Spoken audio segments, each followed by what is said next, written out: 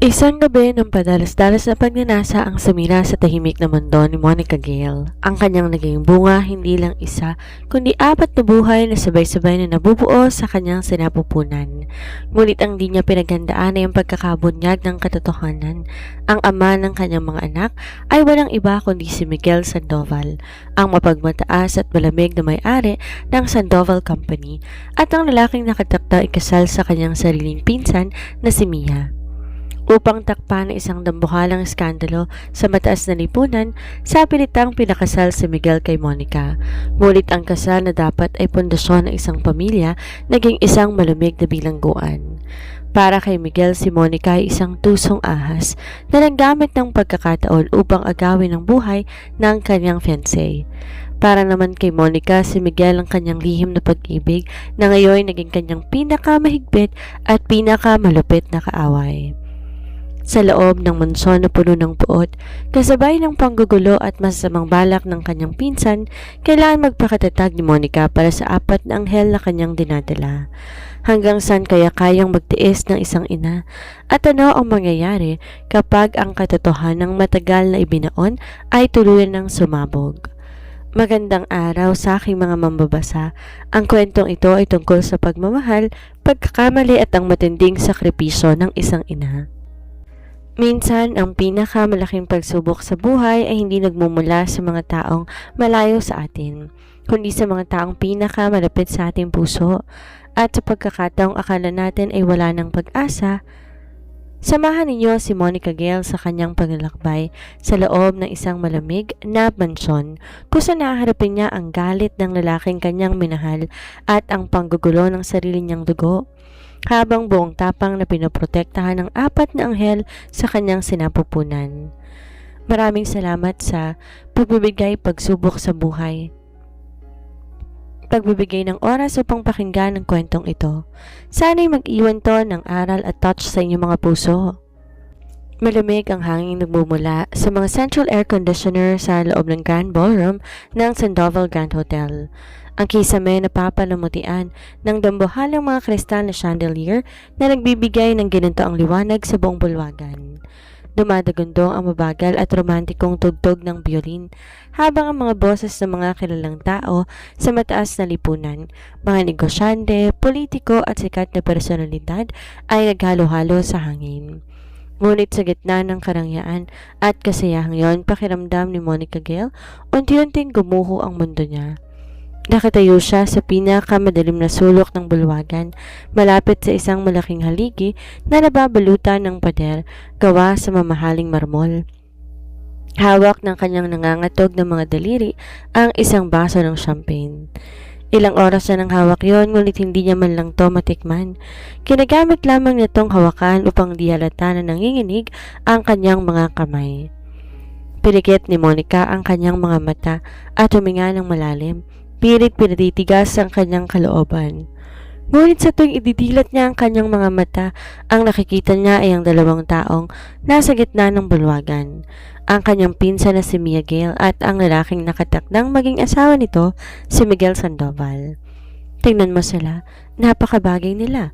Bulong na isang matandang babae sa hindi kalayuan. Mismo, si Miguel ang tanging tagapagmana ng Sandoval Company, ang pinakamalaking real estate empire sa bansa, at si Mia naman ang pumapaboritong apo ng pamilya Gale, isang perpektong tambalan. Tugon naman ang kausap nito. Pumikit mali si Monica. Masakit. Masakit dalang lalaking pinag-uusapan at tinahangaan ng lahat ay ang parehong lalaki na ilang taon niya ng lihim na minamahal.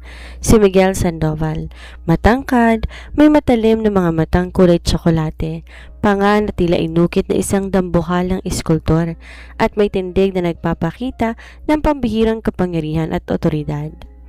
Sa tuwing pumasok si Miguel sa isang silid, otomatikong napapalingon lahat ng tao. Meron tong malamig na aura na nagpapalayo sa karamihan. Ngunit para kay Monica, ang malamig at seryosong iyon ang lalong nagpapadakila ng kanyang pag-ibig dito. Subalit para kay Miguel, si Monica ay wala lang. Isa lamang siyang tahimik, mahiyain at hindi kapansin-pansing pinsan ni Mia.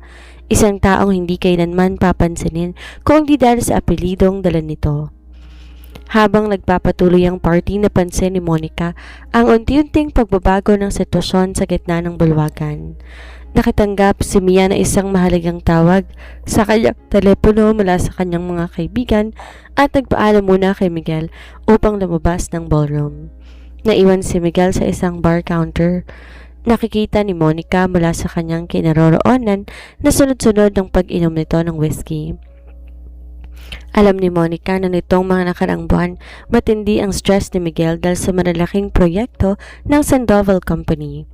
Bukod pa sa abala at gulo ng pagkahanda sa kasal nila ni Mia.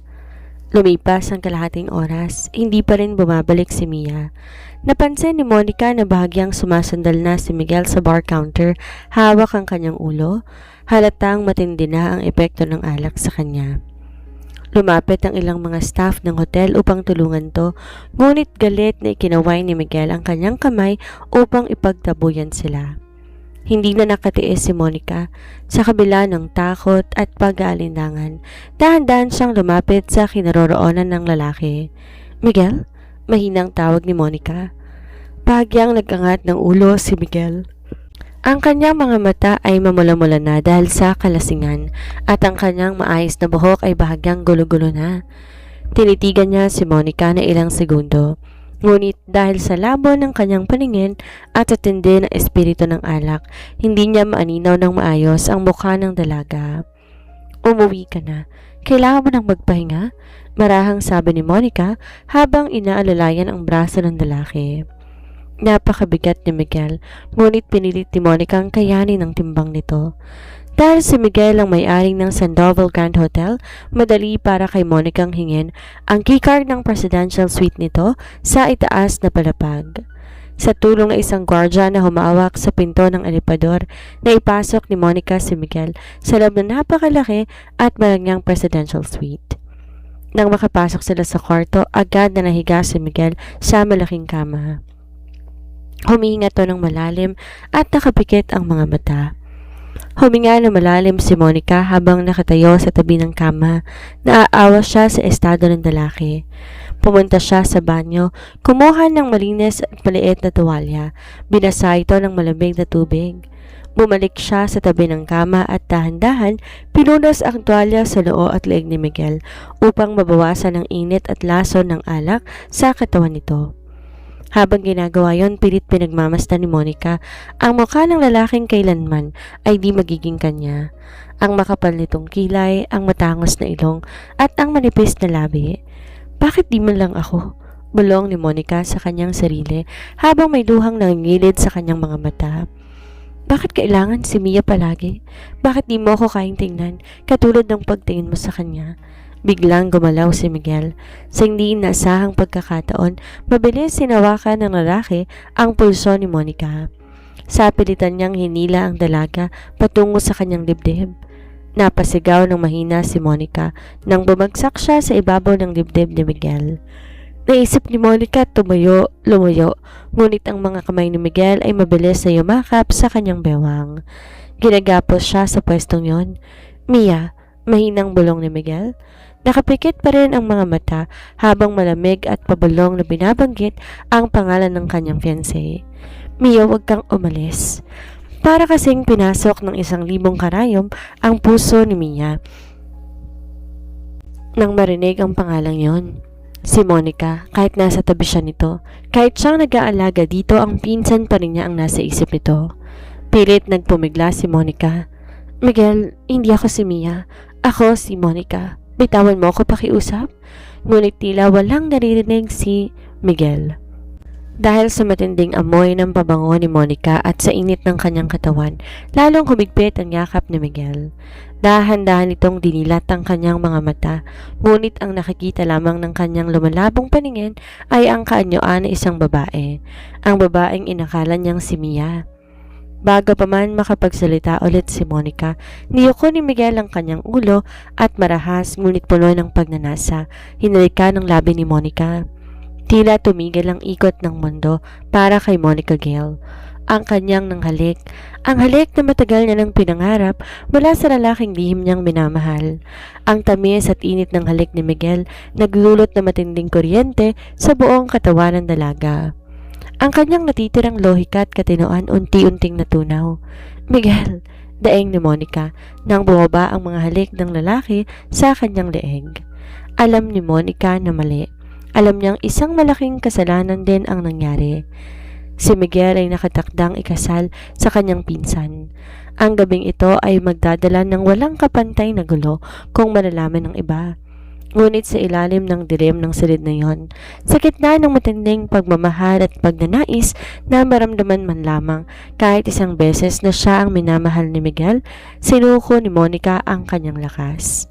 Nawalan ng bisa ang kanyang pagtanggi. Sa gabing yon, sa loob ng presidential suite ng Sandoval Hotel, sinuko ni Monica ang kanyang sarili sa lalaking minamahal niya. Ang lalaking akala niya ay kanyang pinsan ng kanyang kasama. Madaling araw nang magising si Monica. Lalabas pa lamang ang liwanag ng araw sa pinto ng bintana. Ang buong silid ay tahimik, liban sa pantay na paghinga ng lalaki na nasa kanyang tabi. Dumidikit pa rin sa kanyang balat ang malamig na hangin ng aircon. At ang matinding sakit sa kanyang katawan ay nagpapadala sa kanya sa lahat ng nangyari kagabi. Lumingon siya kay Miguel. Tulog na tulog pa rin ito. Bakat ang pagod sa mukha. Mabilis na napaiyak ng tahimik si Monica. Ang matinding pagsisisi at takot ay biglang sumakap sa kanyang dibdib. Anong ginawa ko? Diyos ko, anong ginawa ko?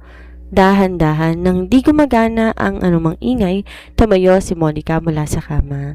Pinulot niya ang kanyang mga damit na nakakalat sa sahig. Nanginginig ang kanyang mga kamay habang sinusuot ang mga ito. Bawat galaw may kasamang takot na baka magising si Miguel at makita siya. Nang may ayos na ang sarili, tinitigan niya si Miguel sa huling pagkakataon. Isang luhang mainit ang pumatak mula sa kanyang mata patungo sa kanyang pisngi. Dali-dali siyang lumabas ng presidential suite, tumakbo sa madilim na pasilyo ng hotel at lumabas sa malamig na daan habang ang mundo niya ay pautay-utay ng naglalaho. Hindi alam ni Monica na ang gabing yon ng kasalanan, paghahangad at pagkakamali ay hindi lamang mag-iiwan ng sugat sa kanyang puso, kundi mag-iiwan din ng 4 na bagong buhay na magpapabago sa kanyang tinakdang kapalaran magpakailanman. Lumipas ang 2 buwan matapos ang gabi sa presidential suite. Ngunit para kay Monica Gale ang bawat araw ay parang paglalakad sa ibabaw ng manipis na bubog. Walang nakakaalam sa nangyari sa kanila ni Miguel Sandoval. Sa mga sumunod na araw matapos ang gabing yon, umarte si Miguel na tila walang nangyari o mas tumpak, umarte ito ng ayon sa kanyang naaalala.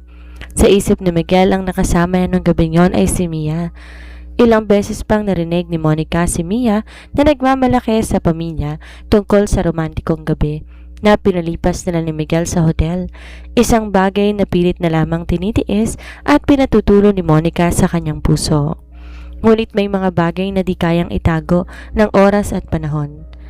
Sa loob ng 3 linggo napansin ni Monica ang kakaibang pagbabago sa kanyang katawan. Ang kanyang dating malakas na pagnanais sa pagkain napalitan ng matinding pagkahilo. Bawat umaga nagigising siya, tila umiikot ang buong silid. Mabilis tumatakbo sa banyo upang isuka ang kahit anong nasa kanyang tiyan. Sensitibo rin siya sa amoy ng pabango, ng kape at maging ng simpleng amoy ng ginigisa sa kusina. Monica, iha, ba't tilang liit ng kinakain mo nitong mga nakarang araw? Tanong ng kanyang ina habang nag-aalmusal sila isang umaga. Puyat lang po sa trabaho, ma. Mabilis na pagdadahilan ni Monica habang pilit iniiwas ang tingin sa plato ng relyenong bangus na biglang nagpasakit sa kanyang sikmura. Di na siya nag-aksaya ng panahon. Takot man sa posibleng katotohanan, lihim na lumabas si Monica patungo sa isang pampublikong klinika sa Karatig Lungsod, malayo sa mga ospital na madalas puntahan ng pamilya Gale at Sandoval. Gusto niyang siguraduhin na walang makakakilala sa kanya. Nakatayo si Monica sa labas ng pintuan ng OB-GYN clinic. Nanginginig ang mga kamay, hawak ang kanyang bag. Nang tawagin ng nurse ang kanyang pangalan, tila tumigil ang kanyang paghinga. Miss Monica Gale? Ako po. Marahang tugon niya at pumasok sa loob. Ang doktor ay isang maedad na babae na may malamig ngunit mabait na mga mata. Pagkatapos ng paunang pagtatanong tungkol sa kanyang huling regla at mga sintomas, inatasan ng doktor si Monica ang humiga sa examination bed para sa isang transvaginal ultrasound. Malamig ang gel na nilagay sa kanyang tiyan. Nakatitig si Monica sa madilim na monitor na nasa tabi ng kama. Wala siyang maiintindihan sa mga kulay abong hugis at linya na lumalabas sa screen. Ngunit napansin niya ang biglang pagtigil ng doktor sa paggalaw ng scanner. Lumapit ang doktor sa screen, pinalaki ang imahe. At bahagyang kumunot ang noon nito habang binibilang ang mga itim na bilog sa loob ng utero ni Monica. Dok, may problema po ba? Kabagabag na tanong ni Monica. Ang kanyang puso'y pumukpok ng mabilis sa kanyang dibdib. Ligtas po ba ang bata? Dahan-dahang lumingon ng doktor kay Monica. Ang mukha nito'y halo-halong pagkagulat at pagkamangha. Miss Monica, nag-iisang beses ka lang bang nagkaroon ng exposure o may history ba ng twins sa pamilya ninyo? Tanong ng doktor. May kambal po sa panig ng lola ko. Bakit po? Kambal po ba? Huminga na malalim ang doktor at tinuro ang monitor. Hindi lang isa, Miss Monica. At hindi rin dalawa. Tingnan mo to. Isa, dalawa, tatlo, apat. You are carrying quadruplets. Apat na sanggol ang nabubuo sa iyong sinapupunan. Nalaglag ang panga ni Monica. Tila nawalan siya ng lakas habang nakatitig sa apat na maliliit na gestational sac sa screen. Apat? Halos walang boses na usal ni Monica. Dok, sigurado po ba kayo? Baka po, pader lang yun o sigurado ko, Miss Monica. Nakatiping ngumiti ang doktor, ngunit agad ding naging seryoso. Apat na maliliit na puso ang tumitibok sa loob mo ngayon. Ito'y isang napakadakilang biyaya, ngunit napakalaking peligro rin para sa iyong katawan. High-risk pregnancy ito. Kailangan mo ng matinding pag-iingat, pahinga at suporta mula sa pamilya mo at sa ama ng mga bata. Nang makalabas si Monica ng klinika, halos di niya maramdaman ang paa niya sa paglalakad. Mabuhay siyang naupo sa isang pampublikong bangko sa tabi ng kalsada. Niyakap niya ang brown envelope sa kanyang dibdib na may laman ng kanyang ultrasound scan. Habang tuluyang bumuhos ang kanyang mga luha, apat na buhay, apat na anghel, apat na anak na lalaking nakatakdang ikasal sa kanyang pinsan sa susunod na buwan. Pumikit si Monica habang pinupunasan ang kanyang mga luha. Patawarin ninyo ako mga anak, patawarin niyo si Mommy. Ang kanyang lihim na pagmamahal kay Miguel Sandoval ay nagbunga ng apat na buhay. Paano niya itatago ang ganito kalaking tiyan sa mga darating na buwan? Paano niya maipapaliwanag sa pamilya Gale na ang sanggol sa kanyang tiyan ay hindi lamang isa kundi apat? At higit sa lahat, paano niya harapin si Miguel, ang lalaking walang ibang nararamdaman para sa kanya kundi ang formal at malamig na pagtingin bilang pinsan ng kanyang papasok na asawa? Alam ni Monica na kapag nalaman to ng lahat, hindi lamang kanyang mundo ang guguho, kundi ang buhay ng lahat ng taong nasa paligid niya. Ngunit, habang hinahawakan niya ang kanyang patag pa ring tiyan, nakaramdam siya ng isang kakaibang lakas.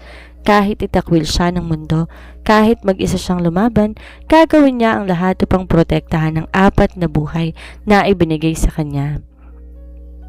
Ilang linggo ang mabilis na lumipas.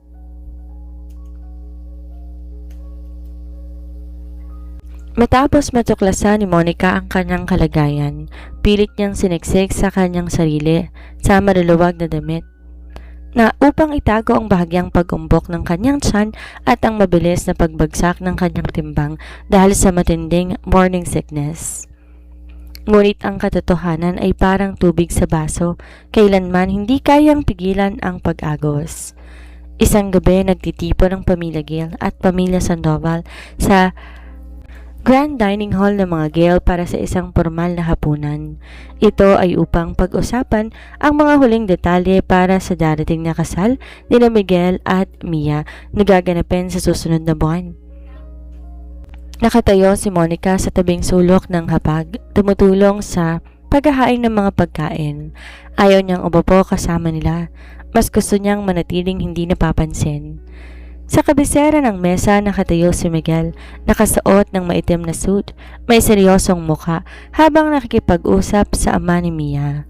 Sa tabi nito ay si Mia na nakakapit sa braso ni Miguel habang masayang nagkukwento tungkol sa kanyang napiling bridal gown. Miguel, iha, dapat magbakasyon muna kayo ni Mia pagkatapos ng kasal para makapag-relax, nakangiting sabi ng ina ni Mia. Asikasuhin muna natin ang merger ng Sandoval Company at Yale Corporation bago ang honeymoon, ma. Malamig ngunit formal na sagot ni Miguel. Habang nag-uusap ang mga to ay nilapag ni Monica ang isang mangkok ng mainit na pampalasa sa gitna ng lamesa. Subalit ang matinding amoy ng gisa at pampalasa ay biglang pumasok sa kanyang ilong. Biglang umikot ang paningin ni Monica. Ang kanyang mga tuhod ay nanginig at ang basong hawak niya ay nahulog sa sahig. Nabasag. Monica! Gulat na sigaw ng kanyang ina. Pilit kumapit si Monica sa gilid ng lamesa, ngunit nawala ng lakas ang kanyang katawan. Bago pa man siya tuluyan na bumagsak sa sahig, mabilis na lumapit ang ilang mga kasambahay upang alalayan siya. Ang buong hapagkainan ay naging tahimik at napatingin sa kanya. Diyos ko, Monica, anong nangyari sa'yo? Sigaw ng kanyang ama habang nakatayo. Namumutla ang mukha ni Monica, bakat ang malamig na pawis sa kanyang noo. Humihinga siya ng mabilis habang nakahawak sa kanyang tiyan. Patawad po, nahihilo lamang po ako. Ngunit hindi nakaligtas sa mata ng ina ni Mia ang reaksyon ni Monica sa pagkain, pati na rin ang madalas itong pagkakahimatay nitong mga nakarang araw. Sandali, pangingialam ng ina ni Mia habang matalim na nakatitig sa tiyan ni Monica. Ilang linggo ka lang ganyan, Monica. Bakit ganyan ang ayos ng damit mo? At bakit ka nasusuka sa amoy ng pagkain? Tumingin si Miguel kay Monica. Ang kanyang matatalim na mga mata ay kumunot habang pinagmamasdan ng dalaga at halatang takot na takot. Dalhin niyo siya sa ospital ngayon din, utos ng ama ni Monica. Sa VIP room ng St. Jude Hospital, naging napakatahimik ng paligid. Nakaupo si Monica sa gilid ng kama, nakayoko, nakahawak sa kanyang mga kamay na tila walang tigil sa panginginig. Sa loob ng silid nakatayo ang kanyang mga magulang, ang mga magulang ni Mia. Si Mia na nakataas ang kilay at si Miguel na nakasandal sa pader. Nakapamaypay at malamig ang titig. Pumasok ang doktor, hawak ang mga resulta ng blood test at ultrasound. Dok, ano nangyari sa anak ko? Mabilis sa tanong ng ama ni Monica. Tiningnan ng doktor ang papel at pagkatapos ay ang buong pamilya. Congratulations at mag-iingat din po kayo. Miss Monica Gale is almost 2 months pregnant at batay po sa ating scan, she is carrying quadruplets. Tila isang kulog na sumabog ang balita sa loob ng silid. Apat? Halos mahulog sa kanyang sitwasyon ang ina ni Monica. Ano? Sigaw ng ama ni Monica habang nagtataas ng boses sa galit at hiya. Sinong ama, Monica? Sinong lalaking gumawa sa inyo? Makipag-usap ka.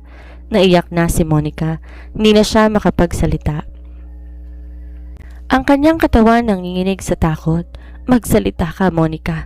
Galit na sigaw ng kanyang ama, sabay hawak sa kanyang balikat. Sino ang lumapastangan sa'yo?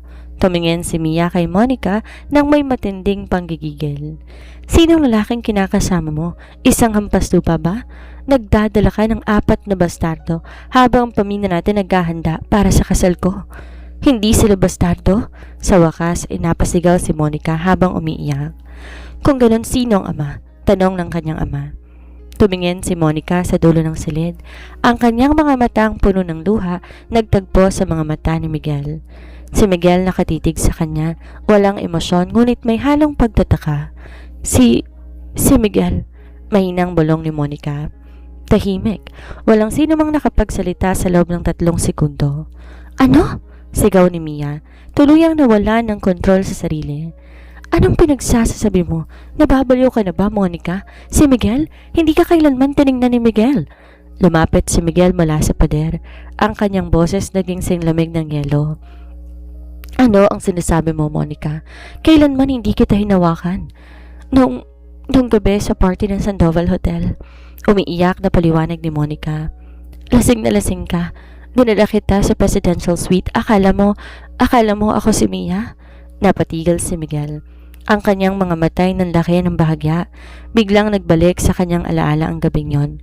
Ang malamig na kamay, ang amoy ng bulaklak, ang pagnanasa inakala niyang kay Mia. Ngunit nung umagang yon, pagising niya wala nang babae sa kanyang tabi at si Mia lamang dumating makalipas sa ilang oras upang sabihing nakipagbalikan to sa kanya. Hindi maaari, bulong ni Mia habang nakatitig kay Miguel. Miguel, magsalita ka. Nagsisinungaling ang ahas na yan. Pinag-utos ng ama ng Sandoval na magkaroon agad ng patagong emergency DNA o paternity test gamit ang prenatal genetic markers upang matapos ang kaguluhan. Ang pamilya Sandoval hindi papayag na mahawakan ng kasalanan ang kanilang pangalan ng walang katibayan. Pagkalipas ng 3 araw ng matinding kaba at paghihintay, lumabas ang opisyal na resulta mula sa pinakasikat na laboratorio.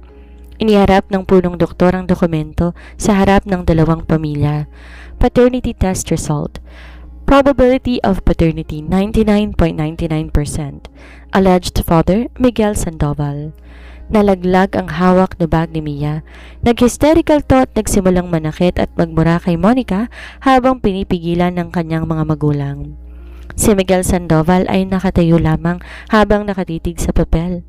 Ang kanyang mukha ay nagdilim. Tumingin siya kay Monica hindi nang may pagmamahal o awa, kundi na may matinding puot at galit. Naisip ni Miguel ginamit ni Monica ang kanyang kalasingan nung gabing yon upang sirain ang kanyang kasal, agawin ang posisyon ng kanyang pinsan. Para kay Miguel, ang babaeng nasa harap niya ay hindi isang biktima, kundi isang tusong ahas. Ang balita ukol sa resulta ng paternity test ay parang isang matinding hagupit na sumira sa lahat ng pangarap at planong pinaghirapang buuin ng dalawang pamilya. Sa loob ng silid-pulungan ng pamilya Sandoval, napakabigat ng kapaligiran.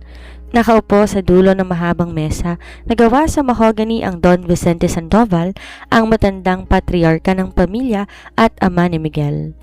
Sa tabi nito ay si Miguel na nakatitig sa bakanting espasyo sa harapan niya, habang nakakuyom ang kanyang mga palad sa ibabaw ng lamesa.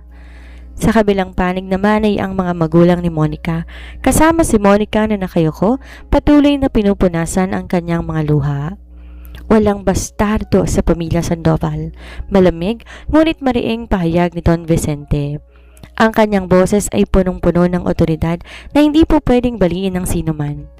Lalong hindi natin papayagan ang 4 na sanggol na nagdadala ng dugo ng ating pamilya ay lumaking walang ama at nagiging paksa ng chismis sa mataas na lipunan. Pero Tito Vicente, biglang bukas ng pinto si Mia. Bugtong-bugto ang mga mata at halatang hindi natulog ng ilang araw. Ako ang nakatakdang ikasal kay Miguel. Ako ang mahal niya. Ginamit lang siya ng ahas na yan nung gabing lasing siya. Hindi niyo po pwedeng ibigay sa kanya ang kasal na para sa akin? Manahimik ka, Mia. Sigaw ng ama ni Mia habang pinipigilan ng anak. Nakakahiya nang nangyaring to sa ating pamilya. Hindi ako mananahimik.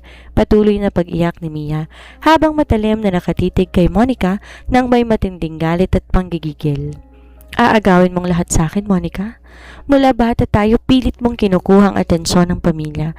At ngayon, pati ang lalaking mahal ko aagawin mo, gawa lang ng 4 na nasa tiyan mo? Di makasagot si Monica.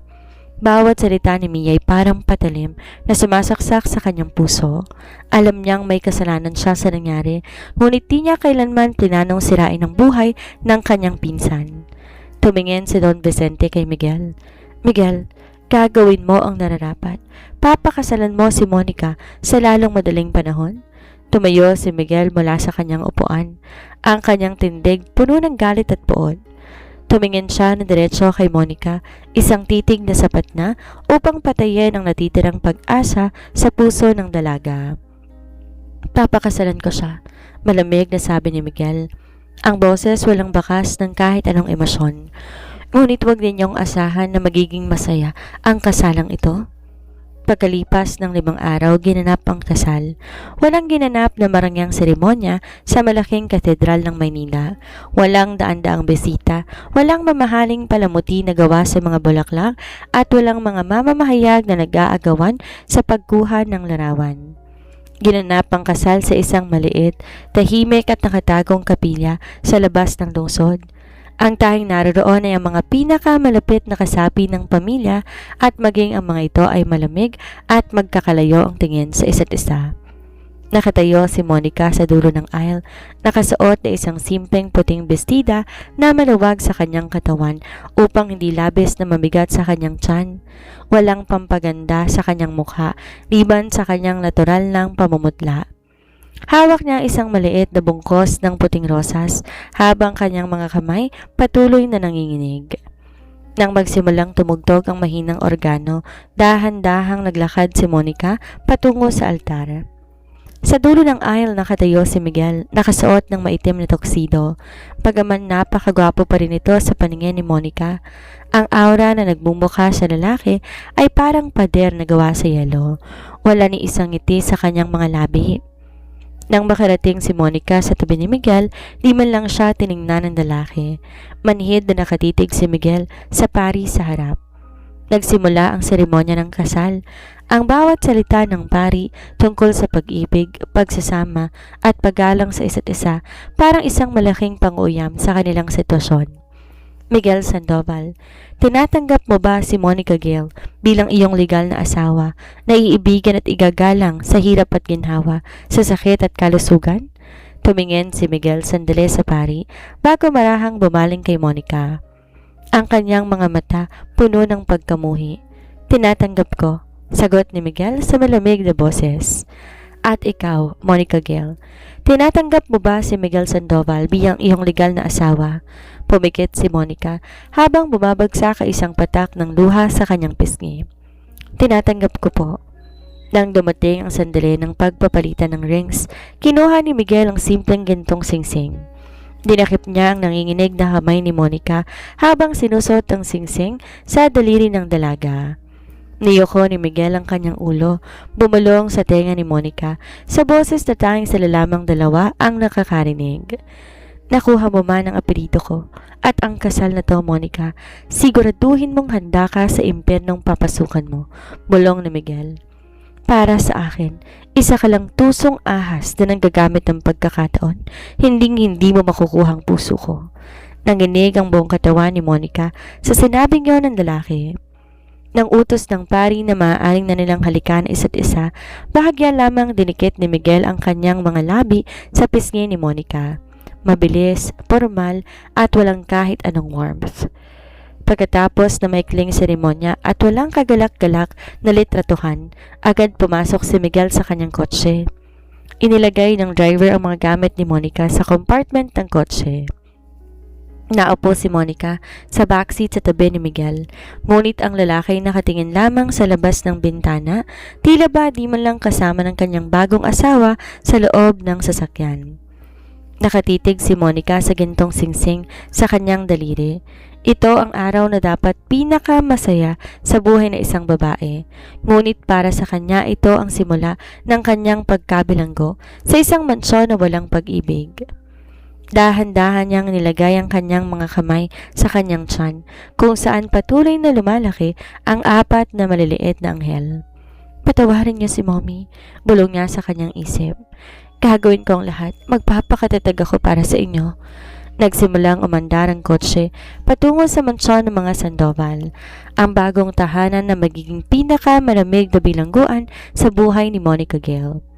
Nang huminto ang itim na SUV sa harap ng mansyon ng mga Sandoval, ramdam ni Monica ang bigat sa kanyang dibdib.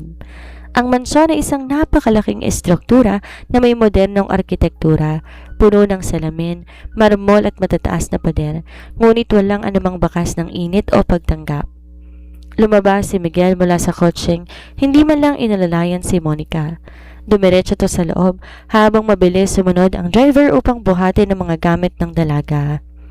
Pagpasok ni Monica sa malawak na sala, sinalubong siya ng punong kasambahay na si Manang Berta. May edad na to at may seryosong mukha, ngunit nakikita ni Monica ang kaunting awa sa mata ng matanda.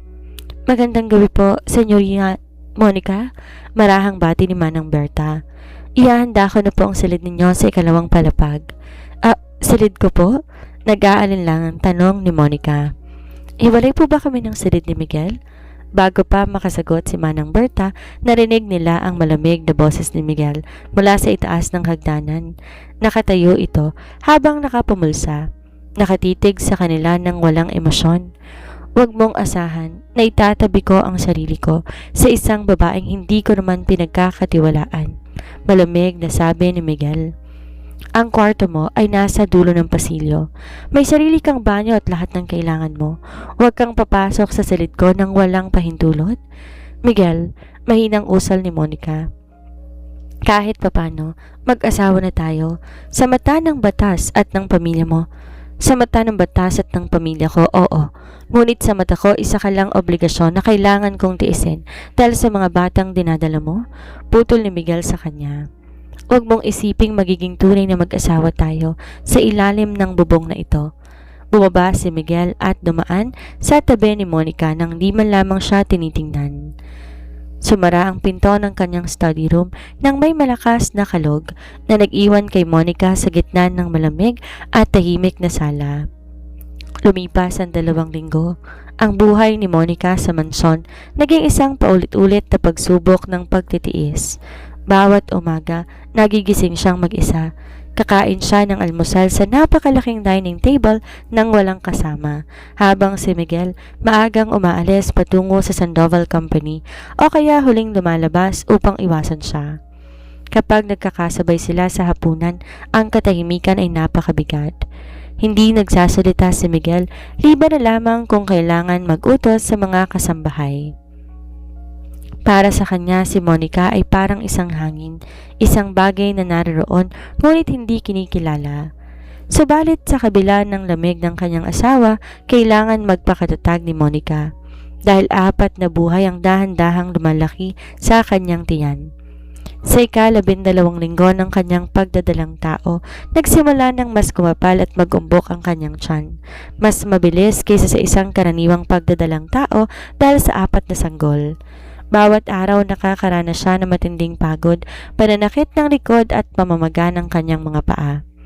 Isang hapon, habang nakaupo si Monica sa balkonahe sa kanyang kwarto, dahan-dahan niyang hinaplos ang kanyang tiyan. Kamusta na kayo dyan sa loob, mga anghel ko? Bulong niya habang nakangiti ng bahagya. Sana hindi kayo nahihirapan. Huwag kayong mag-alala, kakayanin ni Mommy ang lahat para sa inyo. Kahit ganong malamig ang paligid natin, ibubuhos ko ang buong init ng pagmamahal ko sa inyo. Nakatayo pala si Miguel sa may pinto ng balkonahe. Bahagyang nakabukas ang pinto. Narinig nito ang marahang bulong ni Monica sa kanyang tiyan. Kumunot ang noo ni Miguel. Sa isang saglit nakaramdam siya ng kakaibang kirot sa kanyang dibdib habang pinagmamasdan ng munting mukha ni Monica na puno ng pagmamahal para sa kanyang mga anak. Ngunit agad ding pumasok sa kanyang isip at ang galit ng pagkasira ng kanyang mga plano. Ang pag-iyak ni Mia at ang isip na ginamit lamang siya ng babaeng ito. Pinatigas muli ni Miguel ang kanyang puso at pabalang na tumalikod bago pa man siya mapansin ni Monica. Di nagtagal ang pansamantalang tahimik na buhay ni Monica sa mansyon. Isang umaga habang nasa opisina si Miguel, nagulat si Monica nang marinig ang tunog ng mataas na heels na naglalakad sa marmol na sahig ng sala. Nang bumaba siya mula sa ikalawang palapag, nakita niya si Mia, nakatayo sa gitna ng silid, nakataas ang baba at may galit na nakaguhit sa mukha. Isang umaga, habang nasa opisina si Miguel ay nagulat si Monica nang marinig ang tunog ng mataas na heels na naglalakad sa marmol na sahig ng sala. Nang bumaba siya mula sa ikalawang palapag ay nakita niya si Miyang nakatayo sa gitna ng silid. Nakataas ang baba, may galit na nakaguhit sa mukha. Mia? Gulat na usal ni Monica. Tumingin si Mia sa kanya mula ulo hanggang paa, lalo na sa kapansin-pansing pag-umbok ng tiyan ni Monica. Araw-araw pinalalalim ng inggit at pait ang galit sa puso ni Mia. Tingnan mo nga naman, galit na bungad ni Mia habang dahan-dahang lumalapit. Nagmumukha ka ng reyna sa mansyong ito, Monica. Masaya ka na ba? Nakuha mo na ang lalaking para sa akin. Nakuha mo pa ang bahay na dapat ay sa akin. Mia, pakiusap. Humakbang paatras si Monica habang hawak ang kanyang tiyan. Hindi ko ginusto. Na mangyari to sa ganitong paraan, ayokong masaktan ka. Sinungaling, sigaw ni Mia, sabay lapit at marahas na hinawakan ang braso ni Monica. Paitaas ka pa rin yan, paawa. Paalam mo bang matagal mo nang gustong agawin sa akin si Miguel pero tatanungin kita, sa tingin mo ba mamahalin ka niya? Kahit manganak ka ng 4 para sa kanya, isa ka pa ring ahas. Bitawan mo ko, Mia, pakiusap. Nahihilo ko. Pakiusap ni Monica, pilit na kumakawala sa mahigpit na hawak ng kanyang pinsan. Sa gitna ng kanilang pagtatalo, narinig ang pagbukas ng pangunahing pinto. Pumasok si Miguel mula sa isang maagang pagpupulong sa opisina. Nang makita ni Mia ang pagdating ni Miguel, biglang nagbagong kanyang mukha. Mabilis niyang tinulak ang sarili nitong katawan sa tabi ng mga hagdan at sadya siyang natumba sa sahig habang nagpapalabas ng lakas ng pagtangis. Aray! Monica, pakiusap, wag mo akong sasaktan, sigaw ni Mia habang nakahawak sa kanyang siko at umiiyak. Mabilis tumakbo si Miguel patungo sa kanila. Inalalayan siya ni Mia na tumayo habang matalim ang tingin kay Monica. Miguel! Umiiyak na sumbong ni Mia habang nakakapit sa dibdib ng lalaki. Pumunta lang ako rito para makipag-ayos at kumuha ng ilang gamit ko sa naiwan dati. Pero bigla niya akong tinulak. Ang sabi niya, wala na akong karapatan na pumasok sa mansong to dahil siya na ang legal na asawa mo. Hindi yon totoo. Mabilis na depensa ni Monica. Nanginginig ang boses habang nakatitig kay Miguel. Miguel, naniniwala ka ba sa kanya? Siya ang humawak sa braso ko at tumahimik ka, Monica. Galit na sigaw ni Miguel na napaatras kay Monica sa gulat. Tinitigan ni Miguel si Monica nang may matinding panggigigil. Hindi pa ba sapat na sinira mong buhay ni Mia at ang kasal namin? Ngayon, pati sa loob ng bahay na to, sinasaktan mo pa siya? Miguel, nakikiusap ako sa'yo. Pakinggan mo naman ako kahit minsan lang. Umiiyak na pagmamakaawa ni Monica. Wala akong ginagawang masama sa kanya. Umakyat ka sa kwarto mo. Utos ni Miguel sa malamig at galit na boses. At huwag ka nang bababa habang narito si Mia. Pumikit si Monica habang patuloy na pumapatak ang kanyang mga luha. Naramdaman na matinding kirot sa kanyang puson dahil sa matinding stress at takot. Dahan-dahan siyang tumalikod at pilit na humakbang paakit sa hagdanan, hawak ang kanyang tiyan habang naririnig ang paimbabaw na pag-iyak ni Mia at ang pag-aalala rito ni Miguel. Nang makapasok siya sa kanyang silid, napaupo si Monica sa sahig sa tabi ng pinto. Napaakap siya sa kanyang sarili habang humahagulhol. Bakit ayaw mo kong pakinggan, Miguel? Bulong niya sa dilim ng silid. Kailan mo pa ba makikita ang katotohanan?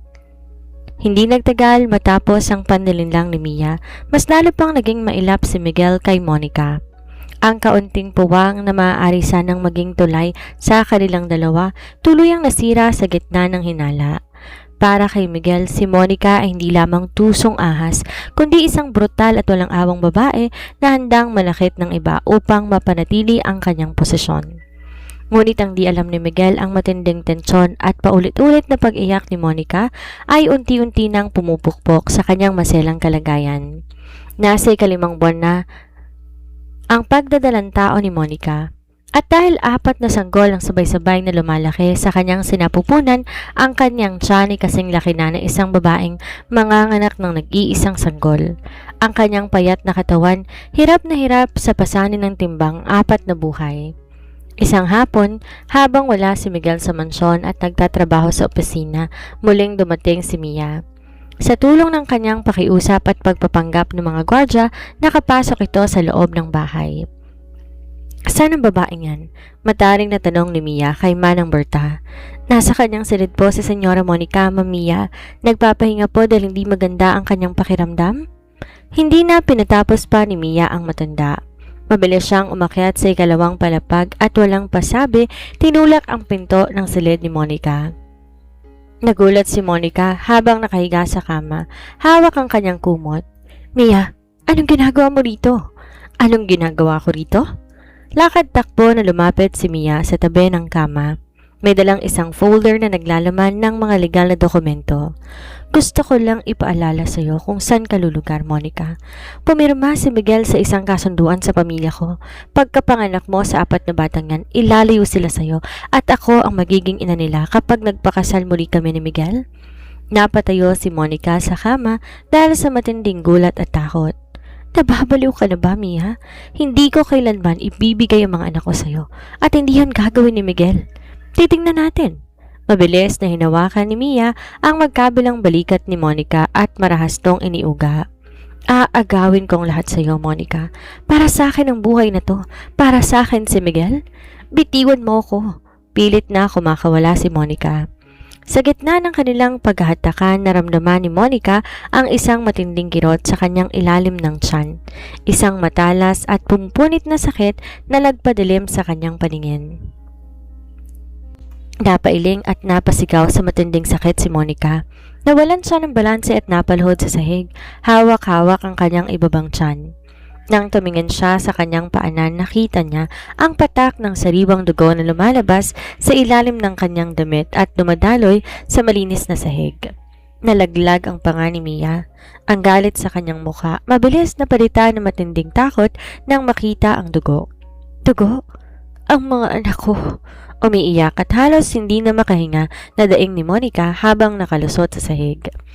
Mia, pakiusap, tumawag ka ng saklolo. Ang mga anak ko! Sa halip na tumulong, nanginginig na umatras si Mia sa takot na madamay at masisi kapag may nangyaring masama sa pagbubuntis ni Monica. Nabilis itong tinapon ng folder. Tumalikod at tumakbo palabas ng silid at ng manson. Manang Berta! Huling sigaw ni Monica bago tuluyan bumagsak ang kanyang katawan sa malamig na sahig habang patuloy na umaagos ang dugo. Nang makatanggap si Miguel ng emergency call mula kay Manang Berta habang nasa gitna siya na isang mahalagang board meeting, agad niyang naihulog ang kanyang hawak na pluma. Senyor Miguel, magmadali po kayo. Si Senyora Monica po nagdudugo at nawalan ng malay. Sinugod na po namin sa St. Jude Hospital. Parang binuhusa ng malamig na tubig si Miguel. Walang sinabi sa kanyang mga opisyal. Mabilis siyang tumakbo papalabas ng boardroom at pinatakbo ang kanyang kotse patungo sa ospital nang higit sa pinapayagang bilis. Nang makarating siya sa emergency room, nakita niya rin ang doktor at mga nurse na mabilis na itinulak ang wheelchair ni Monica patungo sa operating room.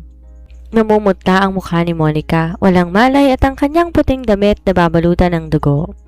Dok, ano nangyayari sa kanya? Sigaw ni Miguel habang tumatakbo sa tabi ng kama. Nagkaroon siya ng severe placental abruption dahil sa matinding stress at trauma, Mr. Sandoval. Mabilis sa sagot ng doktor habang nagmamadali. Nasa malaking panganib ang buhay ng asawa mo at ng 4 na sanggol. Kailangan natin siyang mapirahan kaagad, ngunit mababa ang kanyang blood pressure. Handa ka bang pumirma sa waiver para sa buhay nila? Napatigil si Miguel, tinitigan ang namumutla at halos wala ng buhay na mukha ni Monica. Sa unang pagkakataon mula nang ikasal sila, naramdaman ni Miguel na isang napakasakit, napakalalim na takot sa kanyang dibdib.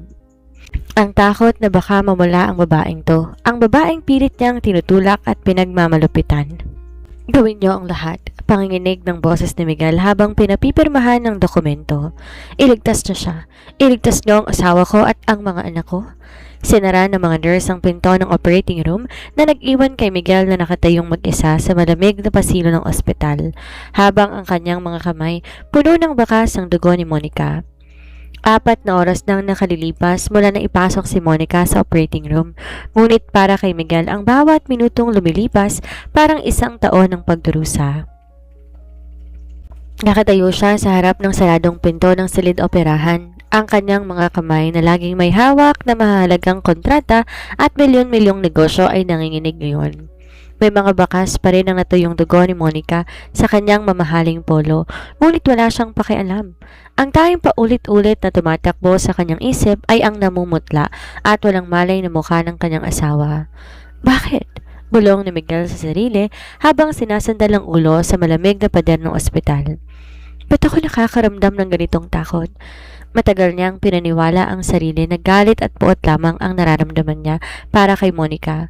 Pinaniwala niya ang sarili na isang tusong babae si Monica na gumatang sa kanyang pagkakamali upang agawin ang buhay na para kay Mia.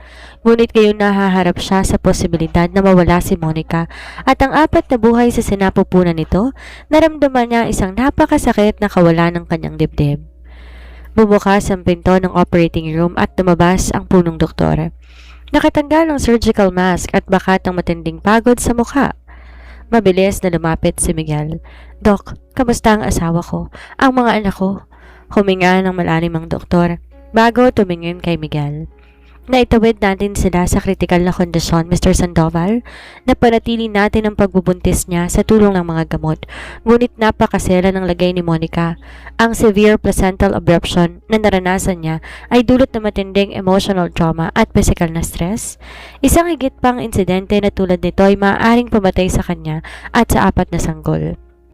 Tila nabunutan ng tinik sa dibdib si Miguel, ngunit kasabay nun ang matinding pait ng pagsisisi. Maaari ko na po ba siyang makita? Inilipat na siya sa intensive care unit. Sagot ng doktor, kailangan niya ng absolute bed rest at walang anumang bagay na magdudulot sa kanya ng stress. Nang pumasok si Miguel sa malamig na silid ng ICU, ang tanging naririnig ay ang tuloy-tuloy na tunog ng heart monitor. Nakahiga si Monica sa malaking kama, nakakabit ang dextrose sa kanyang kamay at may oxygen mask sa kanyang mukha. Napakaputla nito at ang kanyang dating masayang mga mata na minsan niyang nakikita ng bata pa sila nakapikit ngayon. Dahan-dahan lumapit si Miguel at naupo sa tabi ng kama. Dinakip niya ang malamig na kamay ni Monica, ang kamay na kailanman ay hindi niya hinawakan ng may pagmamahal mula nang sila ikasal. Monica, mahinang usal ni Miguel. Ang kanyang boses na laging formal at matigas ay nabasag. Habang nakatitig sa mukha ng kanyang asawa, pumasok sa kanyang isip ang mga tanong na matagal niyang pinilit ibaon. Ba't ba napakadali para sa kanyang paniwalaan lahat ng sasabihin ni Mia? Bakit di mo lang niya binigyang pagkakataon si Monica na magpaliwanag? Bumukas ang pinto, pumasok si Manang Berta, dalang ilang gamit ni Monica mula sa mansyon. Dala rin nito ang kulay kayumangking folder na naiwan ni Mia sa kwarto bago mangyari ang aksidente. Senyor Miguel, mahinang bati ng matanda. Ito po ang mga gamit ni Senyora Monica at ito rin po ang folder na naiwan ni Ma'am Mia sa silid bago sinugod sa senyora sa ospital. Kunot noong tinanggap ni Miguel ang folder. Anong folder to, Manang? Huminga na malalim ang matandang kasambahay, tila nagdadalawang isip ngunit sa huli nagpa siyang magsalita. Senyor, patawarin niyo po ako sa pakikialam pero hindi ko na po kayang manahimik. Nung araw na natumba si Mamiya sa hagdanan at sinabi niyang tinulak siya ni Senyora Monica, nakita ko po lahat mula sa kusina. Hindi po tinulak ni Senyora si Mamiya. Si Mamiya po ang kusang natumba nang marinig niyang dumarating kayo. Napatigil si Miguel. Tinitigan niya si Manang Berta. Anong sinasabi mo? Mabait na tao si Senyora Monica, senyor. Patuloy na pag-iyak ng matanda. Araw-araw siyang umiiyak kapag wala ka. Wala siyang ibang iniisip kundi ang kapakanan mo at ng 4 na sanggol sa kanyang tiyan. At kanina, bago magdugo si Senyora, narinig ko si Mamiya na sumisigaw sa kanyang kwarto. Pilit pinapipirma si Senyora sa mga papel na yan.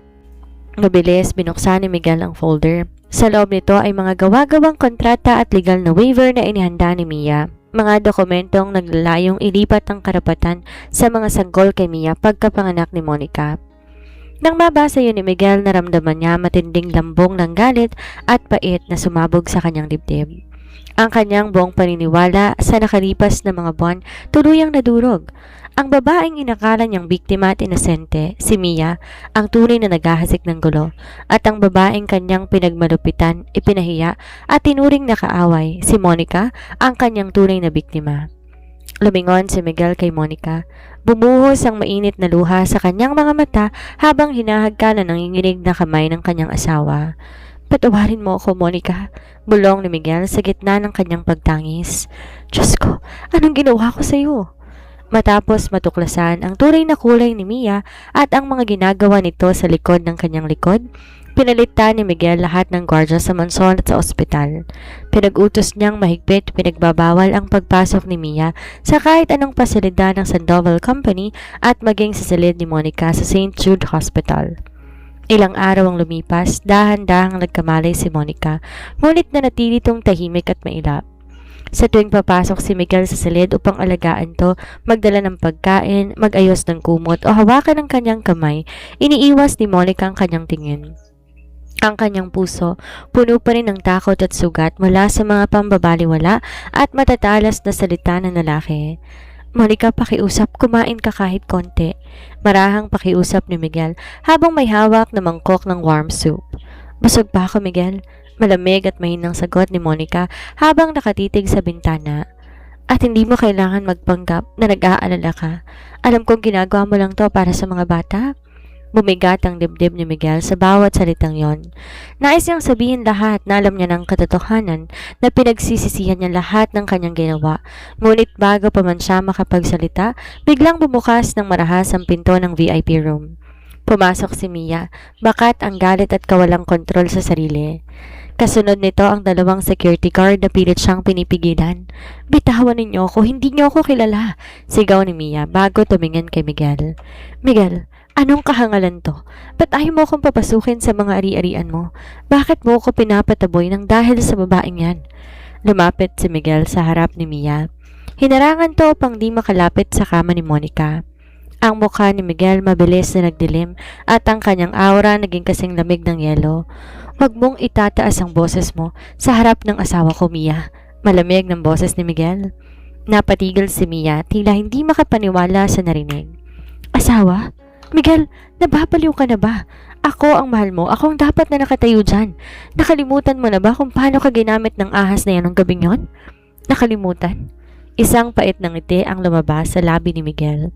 Kinuha niya mula sa kanyang suit jacket ang brown folder, ang mga dokumentong iniwan ni Mia sa mansyon at sinampal ito sa dibdib ng dalaga.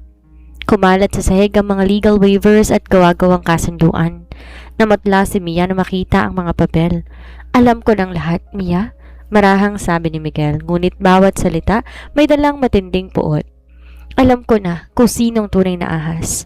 Napanood ko na rin ang CCTV footage ng mansyon nung araw na sinabi mong tinulak ka ni Monica sa hagdanan. Kung natumba ang sarili mo para lang magmukhang masama ang asawa ko." "Miguel, magpapaliwanag ako," nanginginig na pakiusap ni Mia habang umaatras. At ang tungkol sa gabi sa presidential suite, humakbang papalapit si Miguel kay Mia. Ang kanyang mga mata nanlilisik sa galit. "Nang magising ako nung umagang yon, ikaw ang nakatayo sa tabi ko at sinabi mong may nangyari sa atin, ngunit ang totoo, pumasok ka lang matapos lumabas ni Monica. Ginamit mo ang pagkakataong yon upang pilitin akong ikasal sa'yo." Nalaglag ang panga ni Monica habang nakikinig mula sa kama. Bumaon ang kanyang mga daliri sa kumot habang bumubuhos ang kanyang mga luha. Nalaman na ni Miguel ang katotohanan. "Miguel, ginawa ko lang yon dahil mahal kita," umiiyak na sigaw ni Mia. "Hindi ka nararapat sa isang katulong tulad ni Monica. Ako ang nararapat sa'yo." "Palabasin niyo siya," utos ni Miguel sa mga gwardya nang di man lang kumukurap. "At tiyakin niyong di na siya makakatuntong pa sa kahit anong ari-arian ng pamilya Sandoval. Kung susubukan niyo pang lumapit kay Monica o sa mga anak ko, ihahabla ko siya ng harassment at extortion." Kinaladkad ng mga guardia si Mia palabas habang ito'y nag-hysterical at sumisigaw ng sumpa. Nang muling tumahimik ang silid, dahan-dahang umarap si Miguel kay Monica. Lumapit siya sa tabi ng kama, dahan-dahang lumuhod sa sahig, hawak ang nanginginig na mga kamay ng kanyang asawa. "Monica, patawarin mo ako." Nanginginig ang boses ni Miguel habang bumubuhos ang kanyang luha sa mga kamay ng dalaga. "Naging bulag ako, naging manhid ako at ipinagpalit ko ang taong tunay na nagmamahal sa akin para sa isang kasinungalingan. Patawarin mo ako sa lahat ng sakit na naidulot ko sa iyo at sa ating mga anak." Nakatitig si Monica sa lalaking nakalahod sa kanyang harap. Ito ang lalaking mapagmataas, ang bilyonaryong may-ari ng Sandoval Company, ngunit ngayon umiiyak at nagmamakaawa sa kanyang paanan. Ngunit sa kabila ng kanyang relief, napakarami pa ring sugat sa kanyang puso na hindi basta-basta maghihilom sa isang gabi lamang. Lumipas ang 2 buwan matapos ang pagsabog ng katotohanan. Sa mga natitirang linggo ng pagdadalang tao ni Monica, hindi humiwalay si Miguel sa kanyang tabi. Nilipat ni Miguel ang kanyang opisina sa loob ng VIP room ng ospital upang personal na alagaan ang kanyang asawa. Siya ang nagpapakain, nagpupuna sa dalaga at nagbabasa ng mga kwento sa kanyang tiyan gabi-gabi. Unti-unti lumambot ang puso ni Monica dahil sa ipinakitang pagsisisi at pagbabago ni Miguel. Ngunit alam ng dalawa na hindi agad mawawala ang mga sugat ng nakaraan. Nang pumasok si Monica sa kanyang 33 linggo ng pagbubuntis, dumating ang araw na pilit pinaghahandaan ng mga doktor. Isang madaling araw nagising si Monica na may matinding paninikip sa kanyang tiyan. Ang kanyang panubigan ay pumutok. "Miguel?" Mahinang tawag ni Monica.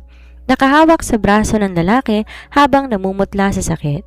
Lalabas na ang mga bata? Mabilis na patayo si Miguel mula sa sofa. Agad siyang tumawag ng saklolo at sa loob lamang ng ilang minuto, mabilis tinutulak ng pangkat ng mga doktor at nurse ang kasama ni Monica patungo sa delivery room para sa isang emergency cesarean section. Huwag kang matakot, Monica. Panginginig ng boses ni Miguel habang nakahawak ng mahigpit sa kamay ng kanyang asawa. Nakasuot ng scrub suit upang makapasok sa loob. Nandito lang ako, hindi kita iiwan.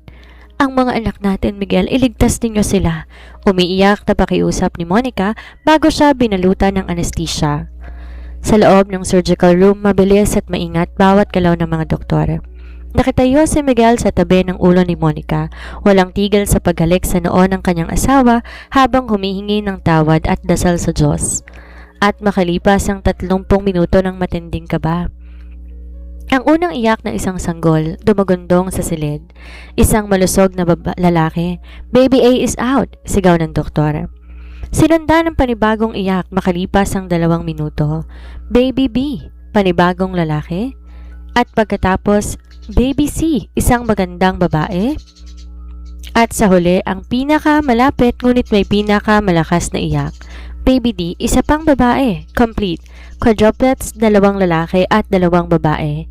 Bumuhos sa matinding luha sa mga mata ni Miguel nang marinig ang sabay-sabay na iyak ng 4 na sanggol. Tumingin siya kay Monica na bagaman ng hihina at nagigilig ang mga mata'y nakangiti habang nakatitig sa kanya. "Nagawa mo, Monica?"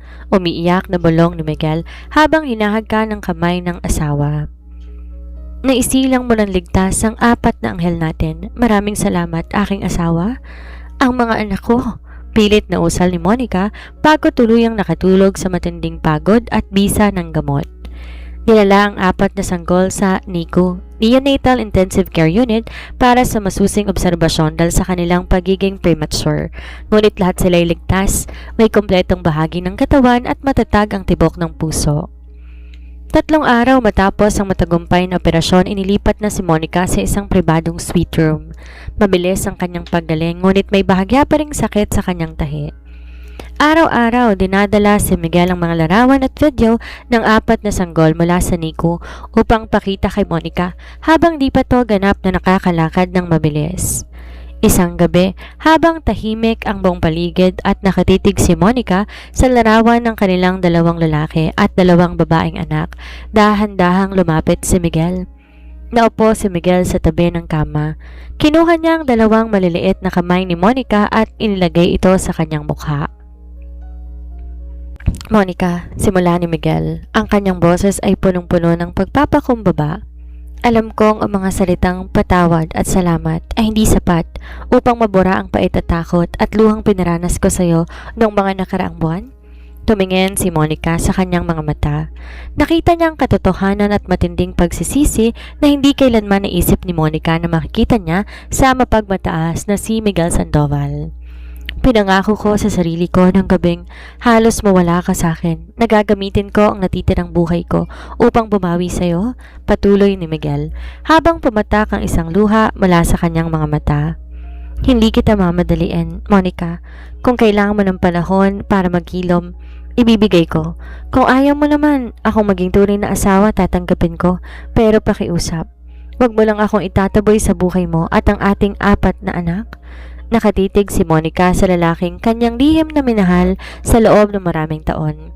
Ang lalaking naging sanhi ng kanyang pinakamalaking sakit ay siya ring lalaking ngayon handang magpakumbaba para sa kanya. Dahan-dahan inangat ni Monica ang kanyang kamay. Pinunasan ang luha sa pisngi ni Miguel. "Nagalit ako sa iyo, Miguel," mahinang sabi ni Monica. "Nasaktan ako ng sobra dahil ang lalaking pinangarap ko ay tinuring akong kaaway. Ngunit nang makita kita nung nanganak ako, nang marinig ko kung paano mo ipaglaban ang buhay namin ng mga anak natin, na-realize ko na hindi ko kayang panatilihin ang puot sa puso ko." Napatitig si Miguel sa kanya, tila hindi makapaniwala. "Monica, hindi magiging mabilis ang paghilom ng lahat, Miguel," nakangiting sabi ni Monica habang may sariling luhang pumapatak sa kanyang pisngi.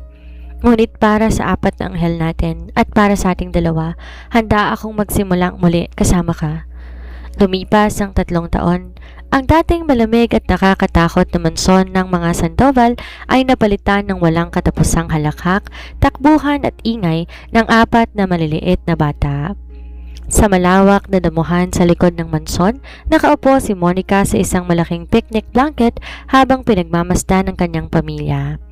Ang kanyang 2 anak na babae, sina Sofia at Isabella, ay nakasundo ng kanilang ama na si Miguel na kasalukuyang nakaluhod sa damuhan habang pinapayagan ng mga itong lagyan ng kulay rosas na ribbon ang kanyang buhok. "Papa, look! You're a princess now!" Masayang sigaw niyang maliit na si Sofia habang pumapalakpak. Tumingin si Miguel kay Monica na natawa sa kanyang anyo. Sa halip na magalit, isang napakalambot at masayang ngiti ang lumabas sa mga labi ng bilyonaryong negosyante. "Oo na, ako na ang princess," nakangiting sabi ni Miguel sabay halik sa pisngi ng 2 bata. "Sige na, takbo na muna kayo kina Kuya Gabriel ninyo." Nang magtakbuhan ng 4 na bata patungo sa slide, lumapit si Miguel kay Monica at naupo sa tabi nito sa picnic blanket. Yumapos ang kanyang braso sa bewang ni Monica at dinikit ang kanyang noo sa balikat ng kanyang asawa. "Tinatawanan mo ko, ha?" Pabulong na biro ni Miguel habang ginagawaran ng halik ang leeg ni Monica. "Bagay sa iyo ang pink ribbon, Mr. Sandoval," pang-aasar ni Monica habang nakasandal sa dibdib ng lalaki. Tumingin si Miguel sa kanyang asawa, ang kanyang mga mata puno ng walang katapusang pagmamahal. Inangat niya ang kanyang kamay at hinaplos ang pisngi ni Monica bago idinikit ang kanyang mga labi sa labi ng dalaga na puno ng tamis, seguridad at pangako ng magpakailanman.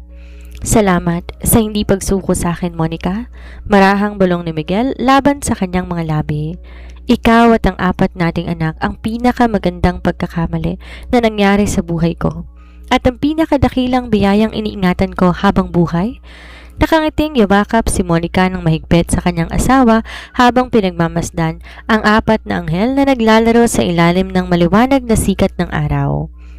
Ang gabi ng pagkakamali na minsan nagpadilim sa kanyang mundo, tuluyang napalitan na isang maliwanag at masayang bagong simula. Napakabilis ang paglipat ng panahon. Tila kailan lang ang mansyon ng mga Sandoval na babalutan na isang maliwanag at masayang bagong simula. Ng lamig, puot at mga lihim na luha. Ngunit ngayong araw, ang malawak na bakuran ng mansyon ay pununan ng makukulay na mga lobo, mga malalaking tarpaulin at ang masayang tugtog ng pangbatang musika. Pinagdiriwang ang unang kaarawan ni Gabriel, Mateo, Sofia at Isabella, ang 4 na anghel na nagpabago sa takbo ng buhay ni Miguel at Monica. "Gabriel, Mateo, huwag kayong tumakbo ng mabilis, baka kayo madapa," sigaw ni Monica habang nakatayo sa may beranda. Nakasuot ng isang simpleng, eleganteng pastel blue na dress. Kahit 1 taon pa lamang ang 4, napakalakas na ng 2 lalaki. Habang naghahabulan ng 2 bata na nakasuot ng maliit na bowtie, mabilis silang nahawakan ni Miguel sa kani-kanilang likod ng collar. "Nahuli rin kayo ni Papa," nakangiting sabi ni Miguel habang mabilis na inaangat ang 2 batang lalaki sa kanyang magkabilang braso. Humalakak na malakas sina Gabriel at Mateo habang nakakapit sa leeg ng kanyang ama. Sa kabilang panig naman ng gazebo, nakaupo sina Sofia at Isabella sa ibabaw ng malambot na latag. Abala sa paglalaro ng kanilang mga stuffed toy habang binabantayan ng mga kasambahay at ni Manang Berta na halos maiyak sa kagalakan. "Tingnan mo nga naman ang Senyor Miguel," pabulong na sabi ng isang kasambahay kay Manang Berta. "Dati kapag dumarating yan mula sa opisina, nakakatakot lumapit. Ngayon handang maging kabayo para lang sa mga bata." Natawa ng marahan si Manang Berta. Ang pag-ibig ni Monica at ang mga bata ang nagpalambot sa bato niyang puso. Nang dumating ang hapon, pinalibutan ng pamilya at ilang malalapit na kaibigan ang dambuhalang 4 na layer na birthday cake sa gitna ng bulwagan. Nakatayo si Miguel sa tabi ni Monica. Hawak ni Miguel si Sofia habang karga naman ni Monica si Isabella. Ang 2 batang lalaki nakatayo sa maliit na upuan sa harap ng lamesa, abala sa pag-abot ng icing ng cake. "Happy birthday to you!" kanta ng lahat habang pumapalakpak. Tumingin si Miguel kay Monica Ang kanyang mga matay walang ibang pinahihiwatig kundi matinding paghanga at pagmamahal. Inabot ng kanyang libreng kamay ang bewang ni Monica. Marahang hinilang dalaga papalapit sa kanyang tagiliran. Salamat, Monica, bulong ni Miguel sa gitna ng ingay ng kantahan. Lumingon si Monica at ngumiti. Para saan? Para sa pamilyang to, para sa pagpapatawad mo, at para sa araw-araw na pagpaparamdam sa akin na ako ang pinakaswerteng lalaki sa mundo. Humalik si Miguel sa noo ni Monica, sabay na pinahipan sa apat na bata ang kanilang kauna-unahang birthday candle. Nang sumapit ang gabi at natutulog na ang apat na bata sa kanilang nursery room, pumunta si Monica sa balkonahe ng kanilang silid tulugan. Malamig ang hangin, maliwanag ang buwan sa langit. Naramdaman niya ang kabilang bisig ni Miguel na yumakap mula sa kanyang likuran habang sinasandal ng lalaki ang baba nito sa kanyang balikat. Malamig sa labas, bakit di ka pa natutulog? Mahinang tanong ni Miguel. Naisip ko lamang lahat ng nangyari, sagot ni Monica habang nakatitig sa mga bituin. Iniisip ko kung paano tayo nagsimula. Isang gabi ng pagkakamali, isang kasal sa gitna ng galit at ngayon nandito na tayo. Pumikit si Miguel at mas lalong hinigpitan ang yakap sa kanyang asawa. Hindi yun pagkakamali, Monica. Ang gabi na yon ay itinadhana ng mga langit para magtagpo ang buhay natin. Kung kailangan kong daanan muli lahat ng sakit at pagsisisi para lang makarating sa piling mo at ng mga anak natin, paulit-ulit ko itong dadaanan. Iniharap ni Miguel si Monica sa kanya. Sa ilalim ng liwanag ng buwan, inangat niya ang mukha ng dalaga at pinalitan lahat ng pait ng nakaraan ng isang halik. Mabagal, masuyo at puno ng pangako ng walang hanggang pagmamahalan.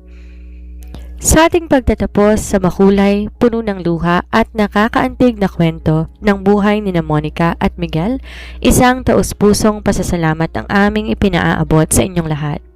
Mula sa kabuuan ng Ayesha TV, sa pamumuno at boses ng inyong lingkod, si Narrator Miss Sandra, maraming salamat po sa inyong walang sawang pagsubaybay, pag-aabang at pagmamahal mula sa unang kabanata hanggang sa ating huling pagtatapos. Ang inyong mga komento, suporta at pakikiramay sa bawat pagsubok na pinagdaanan ng ating mga karakter ang nagbibigay buhay at lakas sa amin upang pagpatuloy ang paghahatid ng mga kwentong nagbibigay aral at pag-asa. Isang espesyal na pagpupugay at warm hug ang ipinaaabot sa ating mga minamahal na OFW sa iba't ibang panig ng mundo, sa gitnang silangan, Asia, Europa, Amerika at saan man sulok ng daigdig kayo naroon. Alam namin na matinding lungkot, pagod at pangungulila na inyong dinaranas habang malayo sa inyong pamilya at mga anak. Tulad ni Monica na buong tapang na lumaban at nagtiis para sa kanyang apat na anghel, kayo rin po ang tunay na mga bayani na handang magsakripisyo at magtiis sa malamig at mahirap na buhay sa ibang bansa para lang maibigay magandang kinabukasan sa inyong mga mahal sa buhay. Sana po, sa pamamagitang to ng kwento ng Ayesha TV, kahit papano'y nakapaghatid kami ng kaunting aliw, saya at pag-asa sa inyong mga puso sa gitna ng inyong pag-iisa at pagtatrabaho. Tandaan niyo po, hindi kayo nag-iisa. Ang bawat patak ng inyong pawis at luha ay may katapat na biyaya at tagumpay sa taktang panahon. Sa ating mga minamahal na listeners, nawa, baunin natin ang aral ng kwentong ito. Sa kabila ng pinakamadilim na bahagi ng pagkakamali at pagsubok, laging may liwanag ng pagpapatawad, pag-asa at bagong simula na naghihintay sa atin. Mag-iingat po kayong lahat saan man kayong dako ng mundo naroon. Ito pong muli ang inyong tagapagsalaysay, Miss Sandra, kasama ng buong pamilya ng Ayesha TV na nag-iiwan sa inyo ng paalala, magmahal, magpatawad at huwag kailanman mawawalan ng pag-asa. Hanggang sa muli nating kwentuhan at sa susunod na kwento, maraming salamat po.